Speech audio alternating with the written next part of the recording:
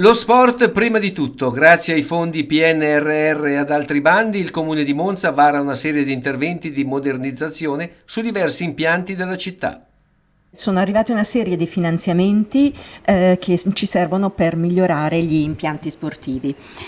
Quindi parte sono del PNRR, in parte sono finanziamenti diversi di tipo regionale. Per quanto riguarda il PNRR abbiamo due finanziamenti importanti, uno per la laguna, quindi la parte esterna dell'impianto della piscina Pia Grande, che vale 680 mila euro, e uno ancora più grosso per quanto riguarda la ristrutturazione di tutta la struttura del rugby in via Rosmini.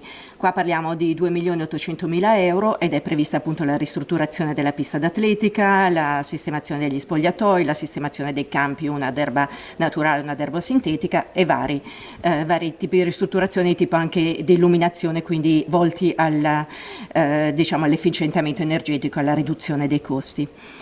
Poi abbiamo avuto due importanti finanziamenti per quanto riguarda le piscine per l'efficientamento energetico. Riguardano le due piscine di Pia Grande e del Nei. Anche qui chiaramente la finalità è quella di ridurre le utenze e di migliorare proprio l'aspetto di sostenibilità energetica di questi impianti. In particolare Pia Grande è un impianto estremamente energivoro, per cui era indispensabile riuscire a ottimizzare l'aspetto energetico di questa piscina. Oltre a questo abbiamo un ulteriore finanziamento sul NEI, questo più per l'aspetto strutturale e per l'aspetto di certificazione del Vigili del Fuoco e di sicurezza. Devo dire che sotto questo aspetto questa amministrazione ha deciso di investire e di pianificare una serie di interventi su tutte le strutture sportive monzesi.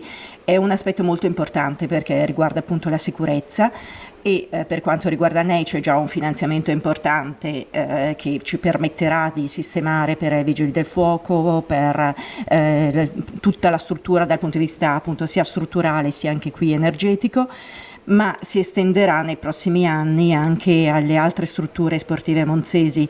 Ovviamente abbiamo tantissime associazioni sportive ed è indispensabile che le strutture sportive della città vengano implementate e messe a sicurezza, e questo andrà a interessare anche le palestre che sono nelle strutture scolastiche.